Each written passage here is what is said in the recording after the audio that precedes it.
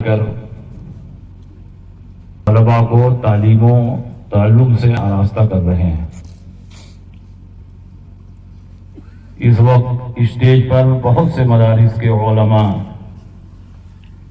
حفاظ و قراء اور مدرسین حضرات تشریف فرما ہیں۔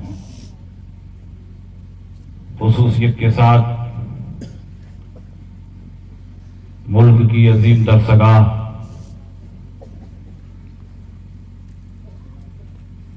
دارالعلوم علیمیہ جمدہ شاہی کے اساتذہ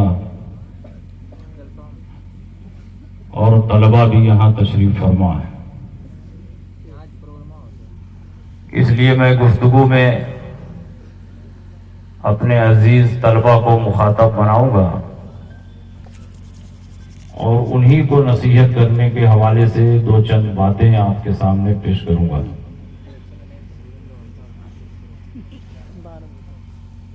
قرآن عظیم جو تقریباً 78,000 کلمات سے زیادہ پر مشتمل ہے، اس کا سب سے پہلا کلمہ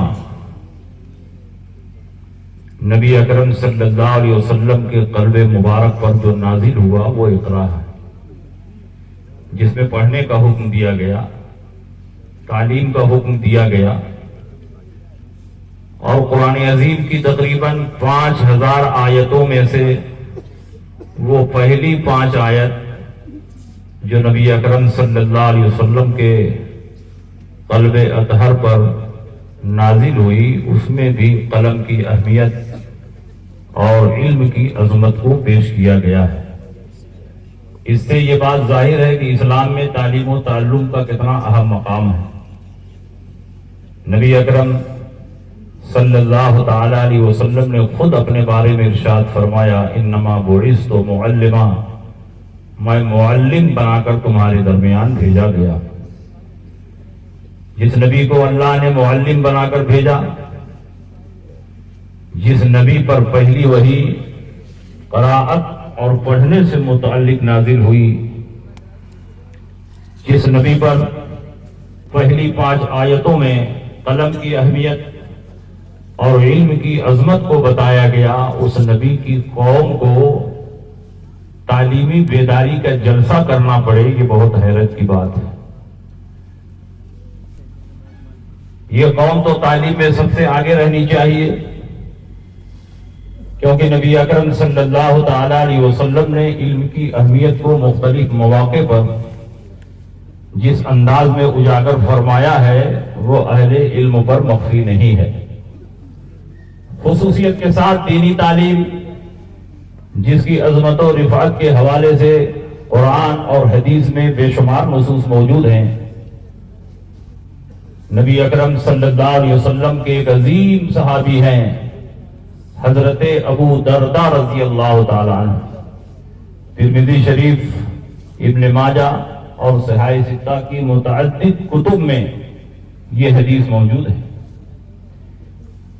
اس کے راوی حضرت کثیر ابن قیس ہیں، وہ فرماتے ہیں میں دمشق کی جامع مسجد میں حضرت ابو درداء رضی اللہ تعالی عنہ کے پاس بیٹھا ہوا تھا کہ ایک شخص مدینہ منورہ سے تشریف لائے اور انہوں نے فرمایا، انی جئتک من مدینۃ الرسول صلی اللہ علیہ وسلم، میں آپ کے پاس مدینۃ الرسول صلی اللہ علیہ وسلم سے آ رہا۔ وما جئت لحاجۃ، کسی ضرورت سے نہیں آیا، کسی کام سے نہیں آیا۔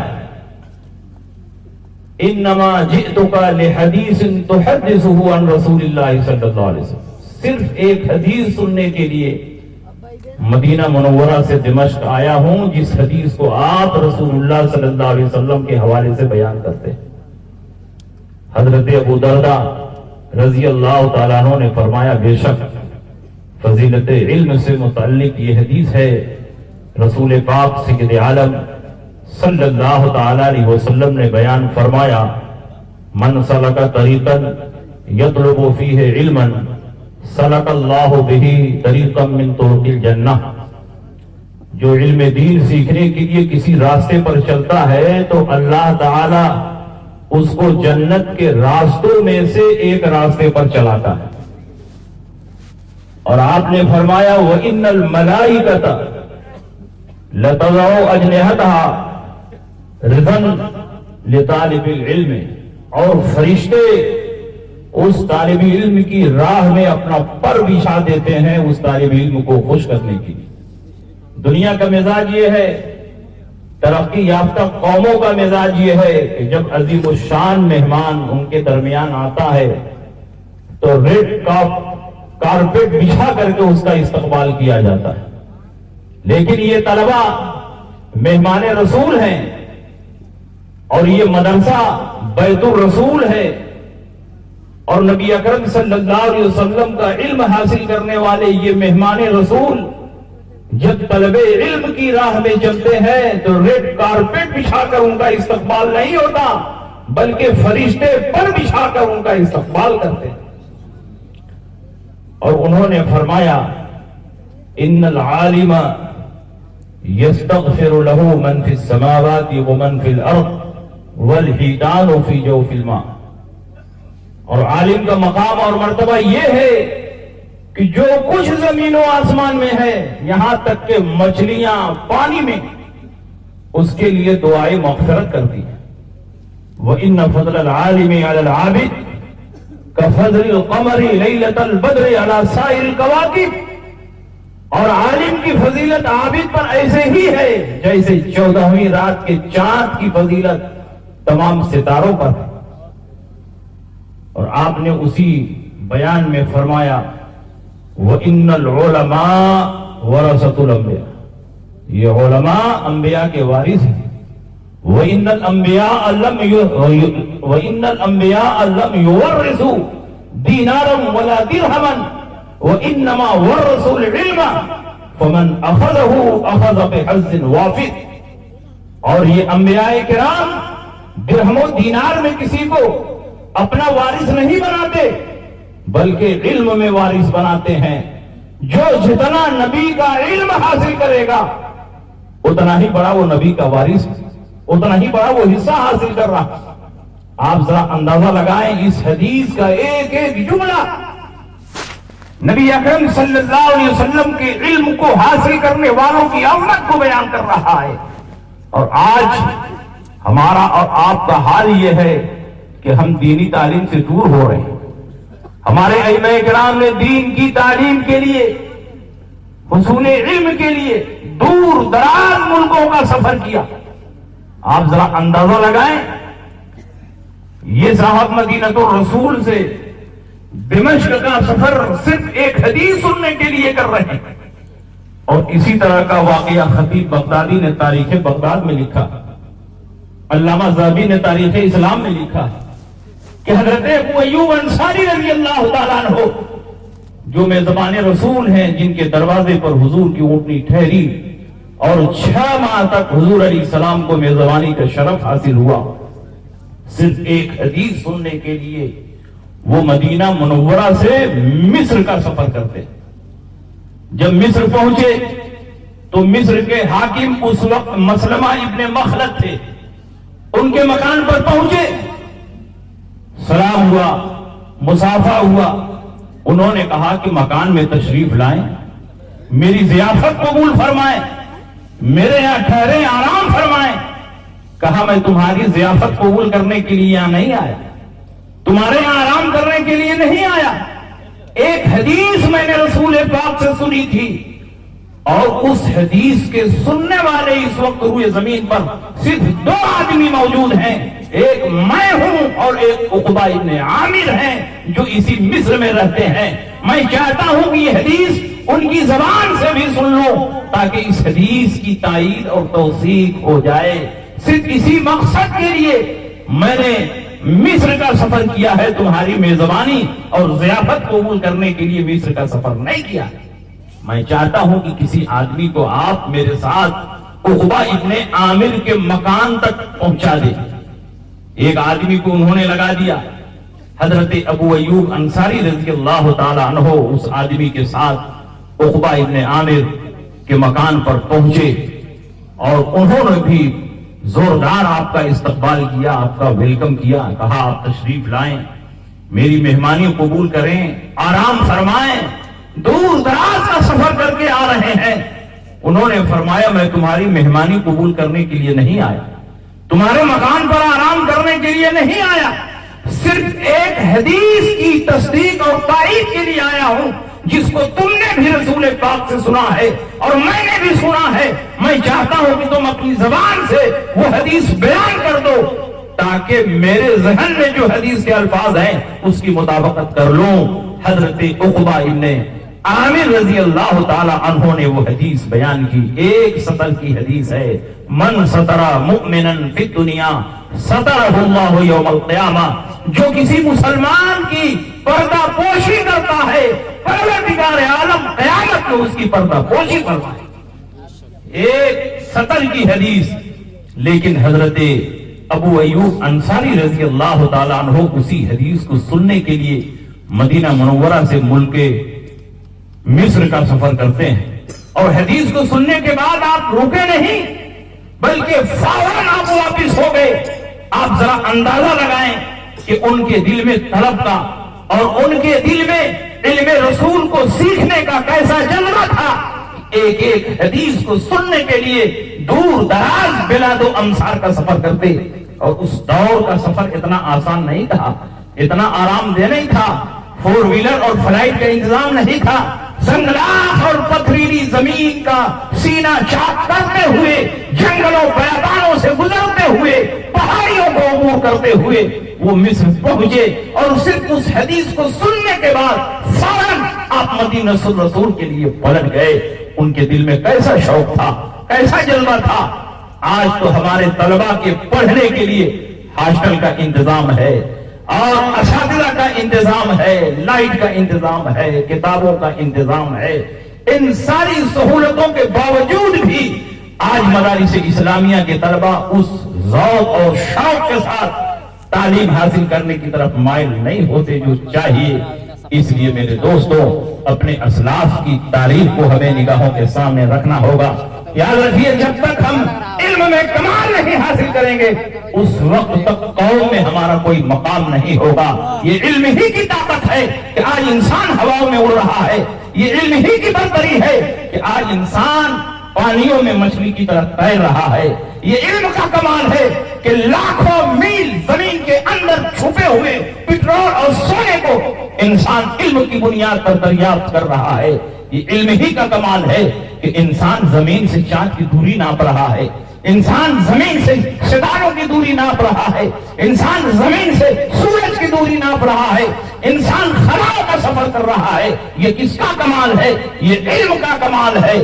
تو اگر دنیا کے علم میں آدمی کمال حاصل کرے تو آسمان کی بلندیوں پر پہنچ سکتا ہے، تو دین میں بھی اگر کمال حاصل کرو تو پوری دنیا کے مسلمانوں کا مقتدا، ماوا اور ملجا بن سکتے ہو۔ لیکن ضروری ہے کہ جس علم کو آپ سیکھ رہے ہو محنت اور لگن کے ساتھ سیکھو، تاکہ فراغت کے بعد جب میدان عمل میں آپ قدم رکھیں تو قوم قدم قدم پر آپ کا استقبال کرے۔ اور یاد رکھیے، دینی تعلیم سیکھنے کے لیے اساتذہ کا احترام اور ادب بھی ضروری ہے۔ جب تک اساتذہ کا احترام اور ان کا ادب ہمارے دل میں پیدا نہیں ہوگا اس وقت تک ہم نور علم سے اپنے سینہ کو منور نہیں کر سکتے، برکت علم سے اپنے آپ کو معمور نہیں کر سکتے۔ اور یہ میں اپنی طرف سے نہیں کہتا بلکہ ہمارے اسلاف کی تاریخ ہماری نگاہوں کے سامنے۔ خلیفہ ہارون الرشید کا نام آپ نے سنا ہوگا کہ نہیں؟ میں آج کوئی گھن گھرج والی تقریر نہیں کرنے کے لیے آیا، بہت اصلاحی انداز میں تعلیم کے حوالے سے دو چند باتیں آپ کے سامنے پیش کرنا چاہتا ہوں۔ خلیفہ ہارون الرشید وہ خلیفہ ہے جس کے نام سے بڑی بڑی عیسائی سلطنتیں کانپتی تھی، جس کے دور میں کسی بھی حکومت کو خلیفہ سے ٹکرانے کی جرات نہیں ہوتی، لیکن اس خلیفہ کے دل میں علماء کا ایسا احترام ہوتا، ایسی تعظیم و تکریم ہوتی کہ جب خلیفہ ہارون الرشید کے دربار میں علماء آتے تو خلیفہ ان کی تعظیم میں کھڑا ہو جاتا اور ان کو اپنے بغل میں بٹھاتا۔ کچھ دنیا دار قسم کے درباریوں کو یہ بات ناگوار گزرتی تھی کہ علماء آتے ہیں تو خلیفہ ان کی تعظیم میں کھڑے ہو جاتے ہیں۔ ان درباریوں نے مشورہ دیا کہ حضور علماء کی تعظیم میں آپ کھڑے ہو جاتے ہیں، اس سے روب شاہی پر فرق آ جاتا ہے، آپ کی عظمت میں کمی آ جاتی ہے، شاہی وقار مجروح ہوتا ہے۔ خلیفہ ہارون الرشید نے کہا تم نے کتنی بری بات کہی، اگر علماء کی تعظیم کرنے سے روب شاہی جاتا رہتا ہے تو جانے دو، یہ بادشاہت جانے والی چیز ہے، لیکن علماء کا احترام جو ہمارے دل میں ہے وہ دنیا میں بھی کام آئے گا اور آخرت میں بھی کام آئے گا۔ میں علماء کے احترام سے پیچھے ہٹ نہیں سکتا، چاہے ہماری حکومت رہے یا ہماری حکومت چلی جائے۔ اللہ تعالیٰ نے اس کو ایسا دبدبا عطا فرمایا کہ اس دور میں قسطنطنیہ پر ایک عیسائی عورت کی حکمرانی تھی۔ قسطنطنیہ جانتے ہیں کس کو کہتے ہیں؟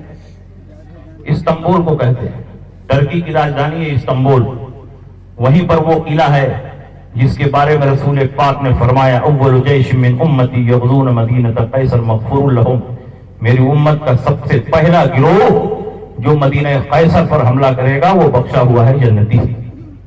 آج میوزیم بن گیا ہے، اس میں بے شمار تبرکات موجود ہیں، اور آج جو فوٹو میں آپ تبرکات دیکھتے ہیں وہ سب اسی میوزیم کا عکس ہے۔ وہاں حضور علیہ السلام کا امامہ شریف ہے، حضور علیہ السلام کے نالین پاک ہیں، حضور علیہ السلام کا دندان مبارک ہے، عصائے موسیٰ ہے، حضرت فاطمہ کا کرتا ہے، خلفائے راشدین کی تلواریں ہیں، شاہ مقوقس کے نام حضور علیہ السلام نے جو خط لکھا تھا بادشاہ مصر کے نام وہ خط بھی ہے، اور بھی بے شمار تبرکات وہاں پر موجود ہیں۔ باب التوبہ کا پٹ ہے، میزاب رحمت کے کچھ ٹکڑے ہیں، اور خانہ کعبہ کے دروازے کی چابی اور اس کی کچھ دوسری چیزیں بھی محفوظ ہیں، اور ان بادشاہوں نے ان تبرکات کو بہت سمیٹ کر حفاظت کے ساتھ آج تک برقرار رکھا ہے۔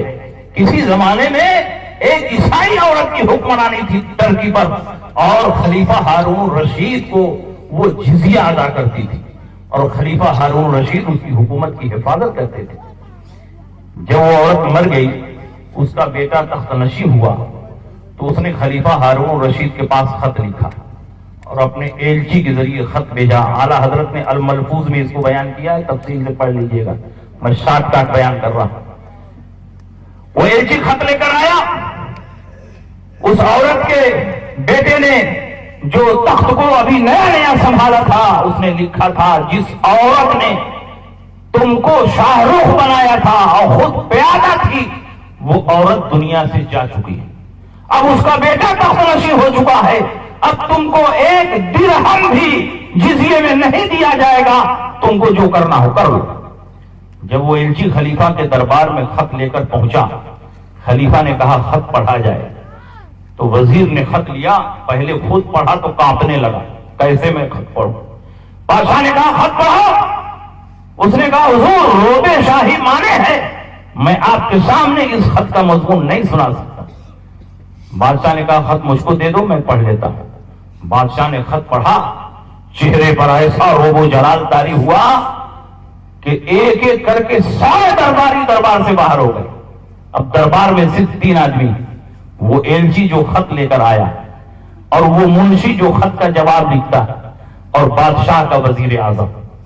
بادشاہ نے منشی سے کہا اس خط کا جواب لکھو، لکھو بسم اللہ الرحمن الرحیم۔ جب منشی کاغذ قلم لے کر لکھنے لگا تو اس کا ہاتھ کانپنے لگا۔ بادشاہ کو روب و جلال کے آگے اس کا قلم نہیں چل رہا ہے، قلم گر گیا۔ بادشاہ نے کہا یہ کیا ہے؟ کہا حضور روب شاہی مانے ہیں، میں نہیں لکھ سکتا۔ کہا تم باہر نکل جاؤ۔ وزیر اعظم سے کہا تم خط کا جواب لکھو، لکھو بسم اللہ الرحمن الرحیم، امیر المومنین خلیفۃ المسلمین خلیفہ ہارون الرشید کی طرف سے۔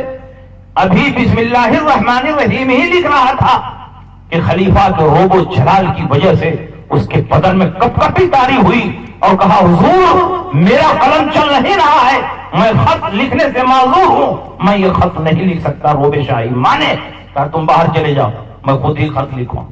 خود ہی خط لکھا، بسم اللہ الرحمن الرحیم، امیر المومنین خلیفۃ المسلمین ہارون الرشید کی طرف سے قسطنطنیہ کے فلاں کتے کے نام، او خواہشاں کے بیٹے، تیرے خط کا جواب ہو نہیں، جو تو پڑھے تیرے خط کا جواب وہ ہے جو تو عن قریب اپنی آنکھوں سے دیکھے. خط لفافے میں ڈالا, شاہی مہر لگائی اور ایلچی سے کہا لے جاؤ اپنے بادشاہ کو دے دینا. ادھر ایلچی نکلا اور فوراً اپنے سپہ سالاروں کو بلایا اور کہا ایک لمحے کی تاخیر کیے بغیر فوج لے کر فوراً قسطنطنیہ کی طرف بڑھو اور اس ایلچی کے پہنچنے کے ساتھ ساتھ قسطنطنیہ فتح ہو جانا چاہیے. ادھر خط لے کر پہنچا اور اسی دوران بادشاہ کو اطلاع ملی کہ خلیفہ کی فوجوں نے قسطنطنیہ کو چاروں طرف سے گھیر دیا. عیسائی بادشاہ کے مقابلے کے لیے اپنی فوج لے کر گیا, لیکن چند گھنٹوں میں شکست فاش ہوئی اور بادشاہ ذلت و رسوائی کے ساتھ گرفتار کیا گیا. ہاتھوں میں ہتھکڑیاں, پیروں میں بیڑیاں ڈال کر خلیفہ کے سامنے پھینک دیا گیا. خلیفہ نے کہا اسی بلبوتے پر تم اترا رہے تھے؟ کہا حضور بہت بڑی غلطی ہو گئی, مجھے معاف کر دیا جائے, میرے تخت و تاج کو واپس کر دیا جائے, آئندہ کبھی سرتابی نہیں کروں گا. خلیفہ نے اس کے تخت و تاج کو واپس کر دیا, اس کی زمین کو واپس کر دیا اور کہا جیسے تمہاری ماں جزیہ دیتی تھی دیتے رہو. خلیفہ اپنی فوجوں کو لے کر ایک منزل پیچھے آیا تو پھر اطلاع ملی کہ بادشاہ نے سرتابی کی ہے اور خلیفہ کو جزیہ دینے سے انکار کر دیا ہے. خلیفہ ہارون الرشید نے کہا پھر چلو قسطنطنیہ کو چاروں طرف سے گھیر لو. بادشاہ کی فوجوں نے قسطنطنیہ کو چاروں طرف سے گھیر لیا. خلیفہ ہارون الرشید کی فوجوں نے قسطنطنیہ کو چاروں طرف سے گھیر لیا. گھمسان کی لڑائی ہوئی. چند گھنٹوں میں عیسائی بادشاہ پھر شکست کھایا اور ذلت و رسوائی کے ساتھ گرفتار کیا گیا. خلیفہ کی فوجوں نے اس کو بادشاہ کے سامنے پھینک دیا. خلیفہ ہارون الرشید نے کہا جب جب مجھ سے جنگ کرو گے شکست کھاؤ گے. اس وقت دنیا میں کوئی حکومت ایسی نہیں ہے جو میرا مقابلہ کر سکے. اس نے کہا حضور معاف فرما دیں, اب غلطی نہیں ہوگی. میں آپ سے پوچھنا چاہتا ہوں کہ جو خلیفہ علماء کے احترام میں کھڑا ہو جاتا تھا اور دنیا داروں نے مشورہ دیا کہ علماء کے احترام اور ان کی تعظیم میں کھڑے ہونے کی وجہ سے روب شاہی جاتا رہتا ہے, کیا اس کے روب میں کوئی کمی ہوئی؟ کیا اس کی بادشاہت میں کمی ہوئی؟ اس کا روب اور دبدبہ بڑھتا رہا, لیکن اس کے دل میں علماء کا ایسا احترام تھا کہ جب اپنے بیٹے مامون الرشید کے لیے اس نے استاذ کا انتخاب کرنا چاہا. حضرت تشریف لا رہے ہیں, آپ لوگ ان کی تعظیم میں کھڑے ہو جائیں, استقبال کریں. علماء کی تعظیم بھی باعث خیر و برکت ہے. کا خوش نصیبی ہے کہ شہزادے حضور خطیب البراہیم صاحب تصانیف کثیرہ استاذ العلماء پیر طریقت حضرت علامہ حبیب الرحمان صاحب قبلہ مدد اللہ العالی ہمارے اور آپ کے بیچ تشریف فرما ہے. اس وقت ہندوستان کے پیروں میں اس حیثیت سے آپ منفرد اور بے مثال ہیں کہ مسلسل سفر کرنے کے باوجود بھی ہر سال کئی کتابیں تصنیف فرماتے ہیں اور عرص نظامی میں ان کتابوں کی رونمائی ہوتی رہتی ہے. الحمدللہ آپ کی کتابیں بہت مفید, بہت جامع, پرمغز اور بہت تحقیقی ہوتی ہیں. کئی کتابوں پر تاثر لکھنے کا اتفاق ہوا اور تاثر لکھنے سے پہلے ان کتابوں کے مطالعے کا اتفاق ہوا تو محسوس ہوا کہ ہندوستان میں اس حوالے سے آپ منفرد پیر ہیں. کوئی پیر ہندوستان میں ایسا نظر نہیں آتا جو تصنیف و تالیف کی طرف بھی توجہ دیتا. کم سے کم میری نظر میں کوئی پیر ایسا نہیں ہے. حضور خطیب البراہیم علیہ رحمت و رضوان کا فیضان اس وقت ان کے ہاتھوں سے پورے ہندوستان میں تقسیم ہو رہا ہے اور ساتھ ہی ساتھ خانقاہ میں بیٹھ کر رات کی تنہائیوں میں آپ تصنیف و تالیف کا کام بھی کرتے ہیں. تو آپ کتابوں کے ذریعے بھی قوم کی رہنمائی فرما رہے ہیں اور بیعت و ارشاد کے ذریعے بھی قوم کی رہنمائی فرما رہے ہیں. آپ کی تشریف آوری ہم سب کے لیے باعث خیر و برکت ہے. میں کچھ باتیں عرض کر کے آپ کے درمیان سے رخصت ہو جاؤں گا. میں عرض یہ کر رہا تھا کہ خلیفہ ہارون الرشید جو علماء کی تعظیم اور علماء کے احترام میں اپنے دربار میں کھڑے ہو جاتے ہیں، تو علماء کی تعظیم کرنے سے کبھی ان کے دبدبے میں کمی نہیں آئی۔ اللہ نے ان کو ایسا دبدبا عطا فرمایا کہ اس دور کی تمام بڑی بڑی عیسائی طاقتیں آپ کے نام سے کانپتی تھی۔ لیکن جب اپنے بیٹے کے لیے استاد کا انتخاب کرنا ہوا تو پورے بغداد پر انہوں نے نگاہ دوڑائی، اور آپ کی نظر انتخاب حضرت امام کسئی رضی اللہ تعالیٰ عنہ پر ٹک گئی۔ حضرت امام کسئی قرائے سبع میں سے ایک ہیں، اور حضرت امام محمد کے خالہ زاد بھائی ہیں، اور اس دور کے قاری صرف قاری نہیں ہوتے تھے، اس دور کے جو قاری ہوتے تھے وہ بہت بڑے فقیہ، محدث اور لغت کے امام ہوتے تھے۔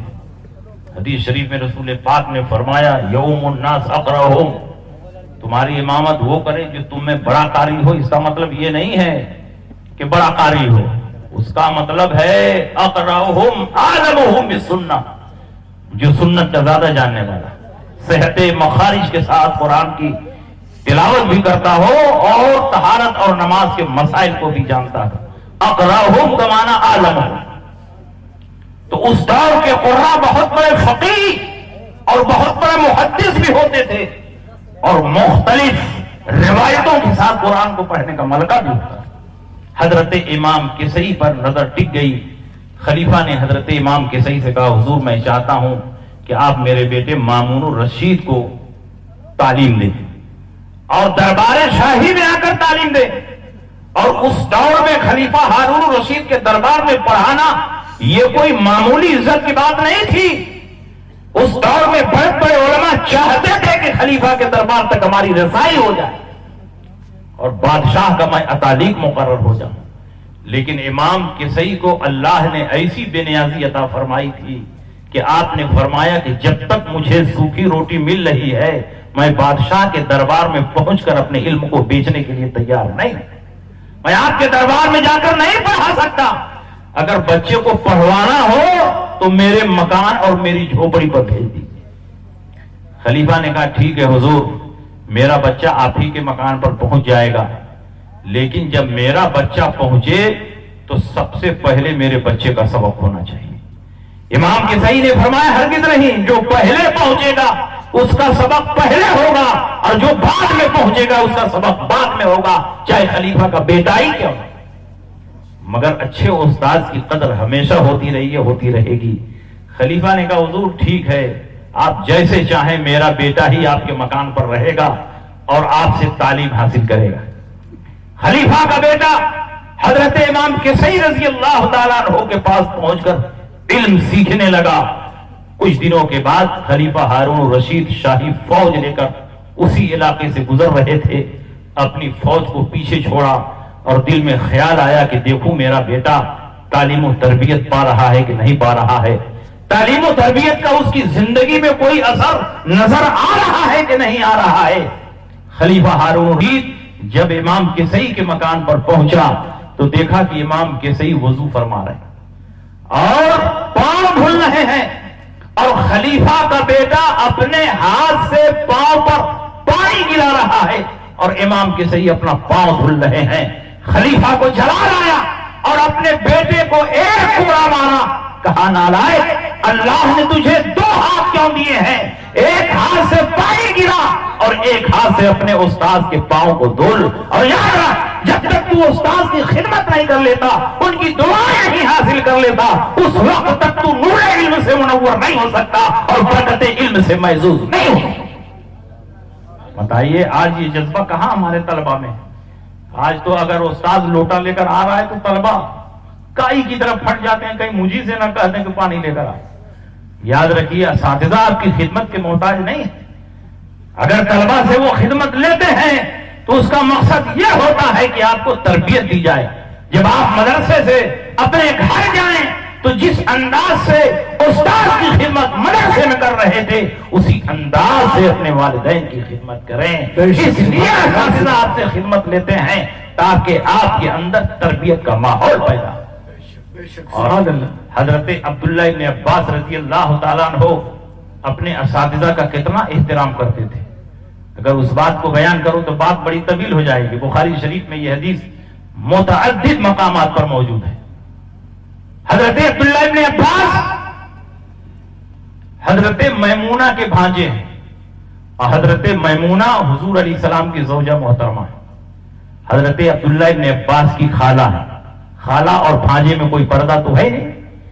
اور حضرت عبداللہ ابن عباس کی عمر شریف اس وقت بہت کم تھی. یہاں تک کہ جب رسول پاک کا وصال ہوا ہے تو حضرت عبداللہ ابن عمر حضرت عبداللہ ابن عباس کی عمر کل 13 سال کی. تو اس سے پہلے کا واقعہ ہے تو اور کم عمر رہی ہوگی. ایک دن عبداللہ ابن عباس نبی کے حجرے میں آئے, حضرت میمونہ کے حجرے میں آئے اور کہا کہ خالہ جان آج میں آپ کے حجرے میں رات گزاروں گا. اور وہاں پہنچنے کا مقصد کیا تھا؟ عبداللہ ابن عباس خود فرماتے ہیں کہ اس مقصد کے لیے میں گیا تھا تاکہ دیکھو رسول پاک راتوں میں کس طرح عبادت کرتے ہیں تاکہ اسی طرح میں بھی عبادت کروں. نبی اکرم صلی اللہ علیہ وسلم کا حجرہ کوئی بہت لمبا چوڑا نہیں تھا, بہت چھوٹے چھوٹے امہات المومنین کے حجرات تھے اور اس کی چھت پختہ نہیں تھی, گھاس پھوس کی بنی ہوئی تھی, قد آدم برابر تھی. اور نبی کے حجرے میں ڈبل بستر نہیں تھا کہ کوئی مہمان آ جائے تو مہمان کے لیے ایک بستر بچھا دیا جائے. ایک ہی بستر تھا, ایک تکیہ تھا اور اسی پر سلطان دارین شہنشاہ کونین آرام فرماؤ. نبی اکرم صلی اللہ تعالی علیہ وسلم کے حجرے میں پہنچے. خالہ جان سے کہا خالہ جان آج میں یہیں رات گزاروں. کہا ٹھیک ہے بیٹے تم یہیں رات گزارو. اب ایک ہی تکیہ ہے, سونے والے 3 ہیں تو کیسے سوئیں؟ بخاری شریف میں یہ حدیث موجود ہے کہ تکیہ میں لمبائی والے جو دونوں حصے ہوتے ہیں, ایک طرف رسول پاک نے سر رکھا, ایک طرف حضرت میمونہ نے سر رکھا اور تکیہ کے عرض میں بیچ میں حضرت عبداللہ ابن عباس نے سر رکھا. یہ تینوں حضرات لیٹ گئے. حضرت عبداللہ ابن عباس فرماتے ہیں کہ کچھ دیر رسول پاک صلی اللہ علیہ وسلم نے اپنے اہل سے بات کی. تحدث رسول اللہ صلی اللہ علیہ وسلم مع اہلہ ساعتا, یہ بخاری کے الفاظ ہے. کچھ دیر بات کرتے رہے اور اس کے بعد رسول پاک صلی اللہ علیہ وسلم آرام فرمانے کے لیے لیٹ گئے. جب رات آدھی سے زیادہ گزری, اس میں بھی بخاری میں اختلاف, رات آدھی سے کم گزری تھی کہ آدھی سے زیادہ گزری تھی کہ آدھی گزری تھی, یہ تقریب ہے, تقریب فہم کے لیے قریب قریب آدھی رات گزری تھی. نبی اکرم صلی اللہ علیہ وسلم چپکے سے اٹھے, دروازہ کھولا, باہر نکلے, استنجا خانہ میں تشریف لے گئے. عبداللہ ابن عباس تو صرف آنکھیں بند کیے ہوئے تھے, انتظار میں تھے کہ نبی اکرم صلی اللہ علیہ وسلم جیسے جیسے کرتے ہیں ویسے ویسے میں سیکھوں گا. دیکھا کہ حضور علیہ السلام استنجا خانہ میں تشریف لے گئے ہیں تو سوچا باہر آئیں گے تو وضو کے لیے پانی کی ضرورت پڑے گی, کیوں نہ پہلے سے میں پانی رکھ دوں. عبداللہ ابن عباس رضی اللہ تعالی عنہما نے پہلے سے پانی رکھ دیا. اللہ کے نبی باہر آئے, دیکھا پانی رکھا ہوا ہے, بہت خوش ہوئے, پوچھا کس نے پانی رکھا؟ تو آپ کی زوجہ محترمہ نے فرمایا کہ بچے نے رکھا. اللہ کے نبی کا دریائے کرم جوش مارنے لگا. اللہ کے نبی نے دعا دی, اللہم علمہ الکتاب وفقہہ فی الدین, اے اللہ ان کو کتاب اللہ کا علم عطا فرما اور دین میں فقیہ بنا دے. کتاب اللہ کا ایسا علم عطا فرمایا کہ عبداللہ ابن عباس فرماتے ہیں لولا علی قال بعیر لوجدتہ فی القرآن, میری اونٹنی کی رسی گم ہو جائے تو میں کتاب اللہ میں تلاش کر لوں کہ میری رسی کہاں. سبحان اللہ سبحان اللہ. اور اتنے بڑے فقیہ بنے, اتنے بڑے فقیہ بنے کہ راس الفقہا کے لقب سے, حبر الامہ کے لقب سے, بلکہ آپ کے شاگرد جب عبداللہ ابن عباس سے کوئی روایت بیان کرتے تو بعض شاگردوں کی عادت تھی کہ وہ حدثنی بحر حدثنی حبر کہتے, نام نہیں ذکر کرتے. آپ کا لقب بحر بھی ہے اور آپ کا لقب حبر بھی ہے, تو آپ کے بعض اساتذہ جب آپ سے حدیث کی روایت کرتے تو فرماتے حدثنی حبر اور کچھ کہتے حدثنی بحر, اور اس کا مطلب کیا ہوتا؟ عبداللہ ابن عباس نے مجھ سے یہ حدیث بیان کی. تو بتاؤ نبی اکرم صلی اللہ علیہ وسلم نے کیوں دعا دی؟ اس لیے دعا دی کہ عبداللہ ابن عباس نے اپنی خدمت سے نبی اکرم صلی اللہ علیہ وسلم کو راضی کر لیا, نبی اکرم کو خوش کیا. اگر یہ طلبہ اپنے اساتذہ کی خدمت کریں تو یقیناً ان کے اساتذہ بھی ان کے حسن سلوک سے خوش ہوں گے اور دل سے دعا دیں گے. اور جب استاد کسی طالب علم کے حق میں دعا دیتا ہے تو وہ طالب علم دنیا میں بھی کامیاب ہوگا اور انشاءاللہ آخرت میں بھی کامیاب ہوگا. یہی عبداللہ ابن عباس ہے، ان کے ادب کا یہ علم کہ نبی اکرم صلی اللہ علیہ وسلم کے وصال کے بعد جن کے بارے میں خبر لگتی کہ ان کے پاس رسول پاک کی ایسی کوئی حدیث ہے جس حدیث کو میں نے نہیں سنا، تو ان کے دروازے پر پہنچتے اور حدیث کی سماعت کرتے. اور اگر اتفاق سے دروازہ بند ہوتا تو اپنی چادر چوکھٹ پر رکھ کر وہیں سو جاتے. حضرت زید بن ثابت انصاری کے یہاں بالخصوص علم فرائض اور علم میراث کی تعلیم حاصل کرنے کے لیے جاتے، اور اتفاق سے اگر وہ باہر تشریف نہیں رکھتے، دروازہ بند ہوتا تو اپنی چادر چوکھٹ پر رکھ کر اور اسی چادر پر سر رکھ کر سو جاتے، لیکن دروازے کے باہر سے استاد کو آواز نہیں لگاتے. زنجیر نہیں کھٹکھٹاتے، ہوائیں اڑتی، گرد و غبار آتا اور آپ کا چہرہ گرد و غبار سے بھر جاتا. لیکن عبداللہ ابن عباس نہ استاد کی چوکھٹ چھوڑتے، نہ استاد کو دروازے کے باہر سے پکارتے. اور جب زید بن ثابت انصاری دروازہ کھول کر باہر نکلتے اور دیکھتے کہ عبداللہ ابن عباس چوکھٹ پر لیٹے ہوئے ہیں تو چھپ کر ان کو اٹھاتے اور فرماتے، یا ابن عم رسول اللہ، اے رسول اللہ کے چچا کے بیٹے، آپ نے مجھے اطلاع کیوں نہیں کرا دی؟ آپ نے دروازے کے باہر سے آواز کیوں نہیں لگا دی؟ فوراً میں آتا، آپ کو اندر لے جاتا اور آپ کو پڑھا دیتا. عبداللہ ابن عباس فرماتے کہ استاد کے دروازے کو کھٹکھٹانا اور باہر سے استاد کو پکارنا یہ ادب کے خلاف ہے، اور نبی نے ہمیں یہ تعلیم دی ہے کہ جس سے تم علم سیکھتے ہو اس کا احترام کرو، ان کی تعظیم. سبحان اللہ سبحان اللہ. عبداللہ ابن عباس نے جو ادب پیش کیا یہ وہی ادب ہے جو صحابہ نے نبی کی بارگاہ میں پیش کیا تھا، جس کا ذکر سورہ حجرات میں ہے. یا ایھا الذین آمنوا لا ترفعوا اصواتکم فوق صوت النبی ولا تجهروا له بالقول كجهر بعضکم لبعض ان تحبط اعمالکم وانتم لا تشعرون ان الذین یغضون اصواتهم عند رسول الله اولئک الذین امتحن الله قلوبهم للتقوى لهم مغفرة واجر عظیم. ان الذین ینادونک من وراء الحجرات اکثرهم لا يعقلون ولو انهم صبروا حتى تخرج الیہم لکان خیرا لهم واللہ غفور رحیم. سبحان اللہ سبحان اللہ. یہ سارے علماء بیٹھے ہیں، سب کو ترجمہ معلوم. یہ وہی ادب ہے جو صحابہ نے نبی کی بارگاہ میں پیش کیا تھا، اور اسی ادب کو عبداللہ ابن عباس نے اپنے استاد کی بارگاہ میں پیش کیا. اس کا مطلب یہ ہوا کہ طالب علم جتنا مؤدب ہوگا، جس قدر استاد کا احترام کرے گا، اسی قدر وہ کامیاب بھی ہوگا. اور یاد رکھو، آدمی اپنی عقل کی بنیاد پر، اپنی صلاحیت کی بنیاد پر، اپنی محنت کی بنیاد پر علم تو حاصل کر سکتا ہے، لیکن علم کی برکتیں اسی وقت ملیں گی جب کہ تم استاد کی خدمت کرو اور استاد سے دعائیں. بے شک بے شک. سبحان اللہ. یہ وہی عبداللہ ابن عباس ہے کہ ایک مرتبہ زید بن ثابت انصاری گھوڑے پر سوار ہو کر کہیں جا رہے تھے. عبداللہ ابن عباس گھوڑے کی رسی پکڑ کر آگے آگے چل رہے. زید بن ثابت انصاری نے دھیان نہیں دیا. کچھ دیر کے بعد دیکھا کہ میرے گھوڑے کی رسی کوئی اور لے کر آگے نہیں بڑھ رہا ہے، بلکہ عبداللہ ابن عباس میرے گھوڑے کی رسی لے کر آگے آگے جا رہے ہیں. فوراً گھوڑے سے نیچے اترے اور کہا، یا ابن عم رسول اللہ، اے رسول اللہ کے چچا کے بیٹے، آپ میرے گھوڑے کی رسی لے کر آگے آگے چل رہے ہیں. اگر قیامت میں اللہ نے مجھ سے سوال کر لیا کہ میرے نبی کے گھرانے کے نوجوان کیا دنیا میں اسی لیے بھیجے گئے تھے کہ تمہارے گھوڑے کی رسی کھینچیں، تو میں رب کی بارگاہ میں کیا جواب دوں گا؟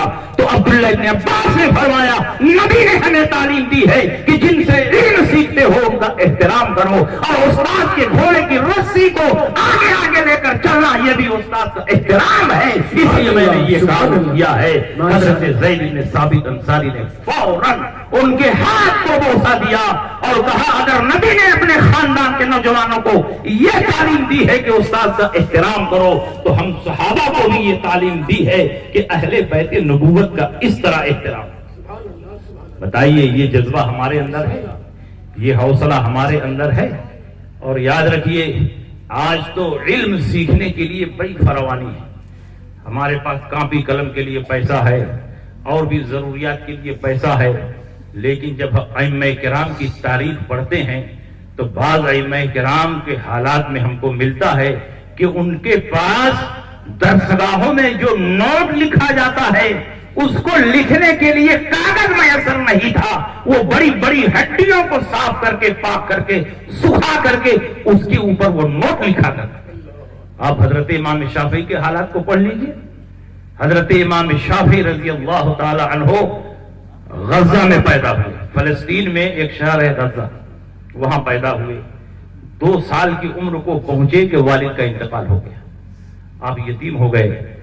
آپ کی کفالت آپ کی والدہ محترمہ نے کی، اور چونکہ حضرت امام شافعی کا تعلق خاندان قریش سے تھا جو مکہ مکرمہ میں آباد تھا، اور آپ کے آباء و اجداد غزہ میں آباد ہو گئے تھے، آپ کی والدہ محترمہ نے سوچا کہ اس کے والد کا انتقال ہو گیا ہے، کہیں ایسا نہ ہو کہ میرے بیٹے کو کچھ تکلیف پہنچ جائے، اپنے خاندان والوں میں پلٹ کر جانا چاہیے۔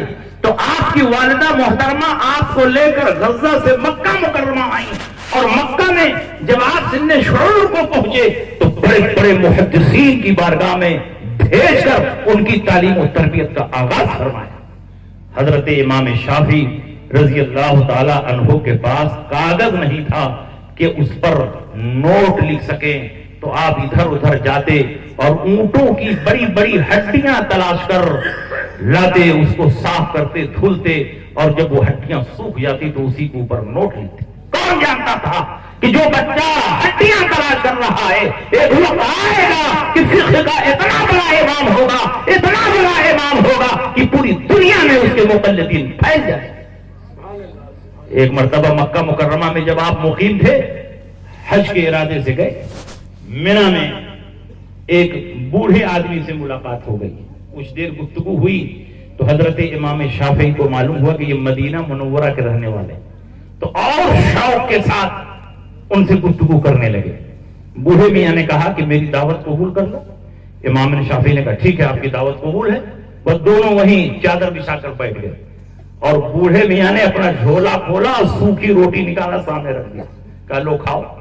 حضرت امام شافعی نے سوکھی روٹی کھائی، اور کھانے کے دوران پوچھتے رہے کہ مدینہ منورہ میں ایک بہت بڑے امام ہیں، ان کا نام امام مالک ہے، آپ ان کو جانتے ہیں؟ کہا بالکل میں جانتا ہوں، 12 مسجد نبوی میں ملاقات ہوئی ہے۔ کہا ان کا رنگ کیسا ہے؟ کہا بہت گورے اور خوبصورت ہے۔ کہا ان کی داڑھی کیسی ہے؟ کہا بالکل سفید ہے۔ ان کا قد کیسا ہے؟ بہت لمبے قد کے ہیں۔ لباس کیسا پہنتے ہیں؟ سفید لباس پہنتے ہیں۔ ان کے بارے میں اس قدر پوچھنے لگے کہ بوڑھے نے کہا کہ لگتا ہے کہ تم کو امام مالک سے بڑی محبت ہے۔ کہا بہت محبت ہے۔ تو کہا جا کے ملاقات کیوں نہیں کر لیتے؟ تو کہا میں بہت غریب آدمی ہوں، مکہ سے مدینہ جانے کا خرچ نہیں میرے پاس۔ تو کہا گھبراؤ نہیں، میرے ساتھ جو قافلہ آیا ہے اس قافلے میں ایک آدمی کا انتقال ہو گیا ہے، اس کا اونٹ خالی ہے، میں اس کے گھر والوں سے بات کرتا ہوں کہ اس اونٹ پر سوار ہونے کی تم کو اجازت دے دیں، اور اسی اونٹ پر بیٹھ کر تم مدینہ منورہ جاؤ اور امام مالک سے ملاقات کر۔ حضرت امام شافعی نے کہا بہت اچھا ہوگا کہ آپ بات کر لیں۔ اس بوڑھے نے اونٹ کے مالکوں سے، وارثوں سے بات کی، انہوں نے کہا ٹھیک ہے اونٹ خالی جائے گا، بیٹھ کر کے چلے جائے۔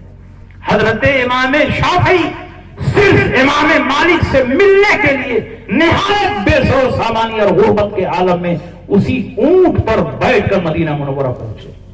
جب مدینہ منورہ پہنچے تو سیدھے مسجد نبوی میں گئے، جماعت ہو رہی تھی، وضو بنایا، جماعت میں شریک ہو گئے۔ جب جماعت ختم ہوئی تو دیکھا کہ ایک لمبے قد کے نہایت حسین و جمیل اور خوبصورت بزرگ ممبر پر آ کر بیٹھے، ایک چادر کو تہبند بنا کر پہن لیا تھا اور ایک چادر کو اوپر سے اوڑھ لیا تھا۔ آپ نے قیاس سے سمجھ لیا کہ یہی امام مالک ہے، کیونکہ اس بوڑھے نے جتنی علامتیں اور نشانیاں بتائی تھی وہ ساری علامتیں اور نشانیاں موجود ہیں۔ اس کے بعد حضرت امام مالک نے درس دینا شروع کیا، اور پوری مسجد آپ کے شاگردوں سے کھچا کھچ بھری ہوئی تھی۔ حضرت امام مالک قال قال رسول اللہ صلی اللہ علیہ وسلم، ایک پر ایک حدیث، ایک پر ایک حدیث بیان کرتے چلے جا رہے۔ ان دنوں امام مالک حدیثوں کا املا کروا رہے تھے، حدیثیں لکھوا رہے تھے، اور آپ کے تلامذہ مسجد نبوی شریف میں بیٹھ کر کاغذ پر قلم سے حدیثیں لکھ رہے تھے۔ لیکن امام شافعی کے پاس نہ کاغذ تھا نہ قلم، تو وہ حدیثیں کیسے لکھتے؟ دل میں شوق تھا کہ میں بھی حدیثیں لکھوں، لیکن مسافرت کی زندگی ہے، غریب آدمی ہے، اجنبی ہے، نہ کاغذ ہے نہ قلم ہے، تو حدیثیں کیسے لکھیں؟ تو حضرت امام شافعی کے سامنے ایک تنکا پڑا ہوا تھا، اسی تنکے کو اٹھایا اور اپنی ہتھیلی پر حدیثیں املا کرنے لگے۔ امام مالک حدیثیں بیان فرماتے، سارے شاگرد کاغذ پر لکھتے، لیکن حضرت امام شافعی اپنی ہتھیلی پر اسی تنکے سے لکھتے، نہ سیاہی ہے نہ قلم ہے، صرف لکھتے تاکہ لکھنے والوں سے تشبہ حاصل ہو جائے۔ جب اذان کا وقت ہوا، مجلس برخاست ہو گئی، سارے شاگرد اپنی اپنی کاپی رکھ کر وضو کرنے کے لیے چلے گئے۔ حضرت امام شافعی فرماتے ہیں کہ میرا وضو تھا، میں اپنی جگہ پر بیٹھا رہا۔ حضرت امام مالک نے فرمایا نوجوان میرے پاس آؤ۔ حضرت امام شافعی گئے، کہا تم اپنی ہتھیلی پر کیا لکھ رہے تھے؟ کہا حضور جو حدیثیں آپ املا کروا رہے تھے وہی حدیثیں لکھ رہا تھا۔ کہا ہتھیلی دکھا، ہتھیلی دکھایا تو اس پر کچھ ہے ہی نہیں۔ کہا مجلس حدیث کی بے حرمتی کرتے ہو، یہاں رسول پاک کی حدیثیں لکھی جا رہی ہیں اور تم اپنی ہتھیلی پر تنکا چلا کر اس مجلس کی بے ادبی کرتے ہو۔ کہا حضور میں بے ادبی نہیں کر رہا ہوں، میں شاگرد ہوں، میں طالب علم ہوں، میں بہت غریب آدمی ہوں، میرے پاس قلم بھی نہیں ہے، کاغذ بھی نہیں ہے، دل تو چاہ رہا تھا کہ آپ حدیثیں املا کروا رہے ہیں تو میں بھی لکھوں، لیکن لکھتا کس پر؟ میرے پاس کاغذ قلم نہیں ہے، میں نہایت غریب آدمی ہوں، مفلس آدمی ہوں، خرید بھی نہیں سکتا، تو میں نے سوچا کہ لکھنے والوں سے تشبہ حاصل ہو جائے، اس لیے میں نے تنکا لے کر کے اپنی ہتھیلی پر حدیثیں لکھنے لگا۔ حضرت امام شافعی رحمۃ اللہ علیہ نے یہ بھی فرمایا حضور اس کو ادب کے خلاف نہ سمجھیں، بلکہ میں حدیث ہتھیلی پر نہیں دل کی تختی پر لکھ رہا تھا۔ حضرت امام مالک نے فرمایا اچھا تم دل کی تختی پر حدیثیں لکھ رہے تھے، اس مجلس میں 1000 حدیثیں میں نے بیان کی ہیں، تم صرف 500 حدیثیں بیان کر دو۔ حضرت امام شافعی رحمۃ اللہ علیہ نے اسی ترتیب کے ساتھ جس ترتیب سے امام مالک نے حدیثیں بیان کی تھی، جس سند سے حدیثیں بیان کی تھی، پوری سند اور متن کے ساتھ 1000 حدیثیں حضرت امام شافعی نے فوراً بیان کر دی، اور کہیں بھی حدیث میں ایک لفظ ادھر ادھر نہیں ہوا تھا، نہ سند میں کوئی گڑبڑی ہوئی تھی۔ حضرت امام مالک حالت میں پڑ گئے، کہا یہ بچہ ایک دن اپنے وقت کا امام بنے گا۔ یہ انہیں کی دعا کا نتیجہ ہے کہ امام شافعی اتنے بڑے امام بن گئے کہ 4 اماموں میں سے ایک ہے، اور پوری دنیا میں آپ کے مقلدین پہلے۔ سبحان اللہ، نعرہ تکبیر، نعرہ رسالت، عرص نظامی، مسلک اعلیٰ حضرت۔ اس لیے عزیز طلبہ آپ پوری محنت اور لگن کے ساتھ علم حاصل کریں، اساتذہ کا احترام کریں، ماں باپ کے احترام سے زیادہ استاد کا احترام، یہ اعلیٰ حضرت نے لکھا ہے۔ استاد آپ کی روح کی تربیت کرتا ہے اور ماں باپ صرف جسم کی تربیت کرتے ہیں۔ استاد اگرچہ پیسہ لے کر پڑھاتا ہے، تنخواہ لے کر پڑھاتا ہے، مگر اس کی وجہ سے استاد کے احترام میں کوئی کمی نہیں ہوئی، یہ بھی اعلیٰ حضرت نے لکھا ہے۔ اس لیے آپ اپنے اساتذہ کا احترام کریں اور دینی تعلیم سے آراستہ ہو جائیں، اور ہمارے عوام جو یہاں بیٹھے ہوئے ہیں ان کو بھی میں نصیحت کرتا ہوں کہ اپنے بچوں کو تعلیم سے آراستہ کر دیں۔ یہ مقابلے کا دور ہے، کمپٹیشن کا دور ہے، جب تک آپ اپنے بچوں کو تعلیم سے آراستہ نہیں کریں گے اس وقت تک آپ کا بچہ آگے نہیں بڑھ سکتا ہے۔ آپ اپنے بچوں کو پہلے دیندار بنائیے، فرائض و واجبات کی تعلیم دیجیے تاکہ آپ کا بچہ فرائض و واجبات کو صحیح ڈھنگ سے ادا کر سکے۔ بقدر ضرورت جب دین کی تعلیم حاصل ہو جائے تو آپ چاہیں تو دنیا کی تعلیم کی طرف بھی متوجہ ہو سکتے ہیں، عصری تعلیم کی طرف بھی متوجہ ہو سکتے ہیں۔ نیت اگر اچھی ہو تو دین کی تعلیم سے بھی برکت پیدا ہوتی ہے، اور نیت اگر اچھی ہو تو دنیا کی تعلیم حاصل کر کے بھی آدمی خدمت خلق۔ آپ اپنے بچے کو ڈاکٹر بنائیے، بچے کی نیت یہ ہو کہ میں ڈاکٹر بن کر غریبوں کی مدد کروں گا، میں مریضوں کے ساتھ اچھا سلوک کروں گا، میں جانچ کے نام پر اس کی جیب نہیں خالی کروں گا، میں کڈنی نہیں بیچوں گا، اعضاء کو نہیں بیچوں گا، کوئی غلط کام نہیں کروں گا۔ آپ اپنے بچے کو کلکٹر بنائیے، لیکن اس سے پہلے دین سکھائیے۔ جب آپ کا بچہ دیندار ہوگا تو کلکٹر کی کرسی پر بیٹھ کر جو فیصلہ لکھے گا اس وقت بھی اللہ کا خوف اس کے دل میں ہوگا، وہ کسی سے رشوت نہیں لے گا، وہ حرام کام نہیں کی تعلیم فتنہ پیدا کرنے کے لیے حاصل کی جائے تو دنیا کی تعلیم آپ کے حق میں فتنہ ہے، اور دین کی تعلیم بھی اگر فتنہ برپا کرنے کے لیے حاصل کی جائے تو دین کی تعلیم بھی آپ کے حق میں فتنہ۔ اس لیے علماء کو، طلباء کو اچھی نیت کے ساتھ دینی کاموں میں جوڑنا چاہیے۔ اقبال نے بہت پہلے کہا تھا، اللہ سے کرے دور تو تعلیم بھی فتنہ، اللہ سے کرے دور تو تعلیم بھی فتنہ، املاک بھی، اولاد بھی، جاگیر بھی فتنہ، ناحق کے لیے اٹھے تو شمشیر بھی فتنہ، شمشیر ہی کیا نعرہ تکبیر بھی فتنہ۔ اس لیے نیت ہماری اچھی ہونی چاہیے، ہم اچھی نیت کے ساتھ دین کا علم حاصل کریں گے تو پروردگار عالم اپنی برکتوں سے نوازے گا، اور اچھی نیت کے ساتھ، اچھے مقصد کے ساتھ ہم دنیا کی تعلیم حاصل کریں گے، ایسی تعلیم جس میں کفر و شرک کے مضامین نہ ہو، ناجائز و حرام مضامین نہ ہو، تو ایسی تعلیم حاصل کرنے سے شریعت ہمیں روکتی نہیں ہے، منع نہیں کرتی۔ اس لیے آپ اپنے بچوں کو پہلے دیندار بنائیے، اور اس کے بعد اپنے بچوں کو IAS بنائیے، PCS بنائیے، ڈاکٹر بنائیے، انجینئر بنائیے، کلکٹر بنائیے۔ جب آپ کا بچہ دیندار ہوگا تو قدم قدم پر دین اس کی رہنمائی کرے گا، وہ قوم کے لیے عظیم کام کرے گا، وہ سماج کا نام روشن کرے گا، وہ اپنے خاندان کا نام روشن کرے گا۔ اس لیے مال حاصل کرنا یہ بری بات نہیں ہے، اگر مال کا استعمال صحیح ہو۔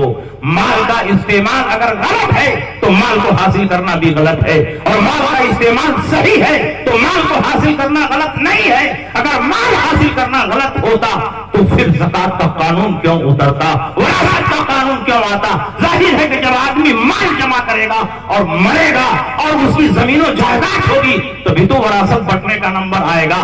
آدمی مالدار ہوگا تبھی تو زکات دینے کی بات آئے گی۔ اس کا مطلب یہ ہوا کہ مال حاصل کرنا فی نفس ہی برا نہیں ہے، بلکہ اس کا غلط استعمال برا ہے۔ اس لیے ہم دین حاصل کریں تو اچھی نیت سے حاصل کریں، ہم دنیا کی تعلیم حاصل کریں تو اچھے مقصد کے لیے حاصل کریں۔ اس میں ہماری قوم کی بھلائی ہے، ہمارے سماج کی بھلائی ہے، مسلم معاشرے کی بھلائی ہے۔ اور باتیں بہت ہو گئی، اس وقت ہم دارالعلوم علیمیہ جمدہ شاہی کے قریب میں بیٹھے، یہ اہل سنت کا عظیم ادارہ ہے، اہل سنت کا قابل فخر ادارہ ہے۔ خلیفہ اعلیٰ حضرت علامہ عبدالعلیم میرٹھی کی حسین یادگار ہے۔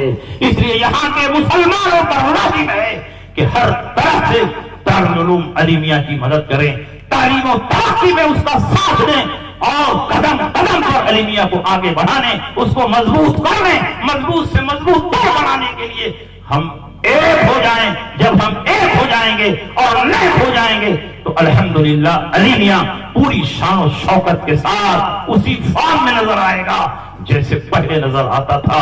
ہندوستان کے 2-4 گنے ہوئے اداروں میں سے ایک عظیم الشان ادارہ دارالعلوم علیمیہ ہے۔ اس کی تعلیم و تربیت کی ایک عظیم تاریخ رہی ہے۔ اس لیے آپ علیمیہ سے جڑیں، علیمیہ کی مدد کریں، اور یہ ادارہ دارالعلوم علیمیہ اہل سنت کا نمائندہ ادارہ ہے۔ اس کی مدد دین کی مدد ہے، اس کی ترقی دین کی ترقی ہے، اس کی خوشحالی دین کی خوشحالی ہے۔ یہ ادارہ مضبوط ہوگا تو یہاں سے مسلک کا کام ہوگا، یہ ادارہ مضبوط ہوگا تو یہاں سے دین کا کام ہوگا۔ اس لیے دارالعلوم علیمیہ کے ساتھ سب لوگ آپسی اختلاف کو بھلا کر کے جڑ جائیں اور اس کی تعمیر و ترقی میں حصہ لیں۔ باتیں بہت ہیں کہنے کے لیے، بس انہی باتوں کے ساتھ اپنی تقریر ختم کرتا ہوں۔ اور الحمدللہ یہاں حلقہ ذکر بھی ہوگا، آپ کو بھاگنا نہیں ہے۔ یہاں تعلیم و تعلم کی بات ہو رہی ہے، وہاں ذکر و فکر کی بھی بات ہوگی، اللہ کو یاد کیا جائے گا، تسبیح و تہلیل کا ورد ہوگا۔ نبی اکرم صلی اللہ علیہ وسلم ایک دن مسجد نبوی میں تشریف لے گئے، 2 حلقے لگے ہوئے ہیں، ایک حلقہ ذکر ہے اور ایک حلقہ فقہ ہے، حلقہ علم ہے۔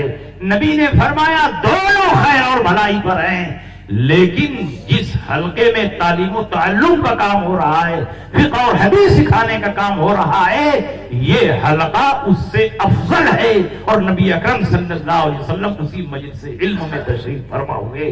تو الحمدللہ تعلیم کی باتیں ہو گئی، اب اس کے بعد ذکر و فکر کی باتیں ہوں گی، اور ہم کو لگتا ہے کہ حاجی وحید اللہ صاحب نے رسول پاک کی اسی حدیث پر عمل کیا ہے کہ علم کی بات بھی ہو جائے اور ذکر الہی بھی ہو جائے، اسی مقام پر تعلیم و تعلیم کی بھی بات ہو جائے اور اسی مقام پر حلقہ ذکر بھی ہو۔ دونوں حدیثوں پر حاجی صاحب نے عمل کیا ہے۔ اللہ رب العزت ان کے نیک مقاصد میں کامیابی عطا فرمائے، ان کے کاروبار میں بے حساب برکتیں نازل فرمائے، اور جن مسلمانوں نے اس پروگرام کو سجانے سنوارنے میں حصہ لیا ہے سب کو دارین کی سعادتوں سے مالا مال فرمائے۔ وآخر دعوانا ان الحمدللہ رب العالمین۔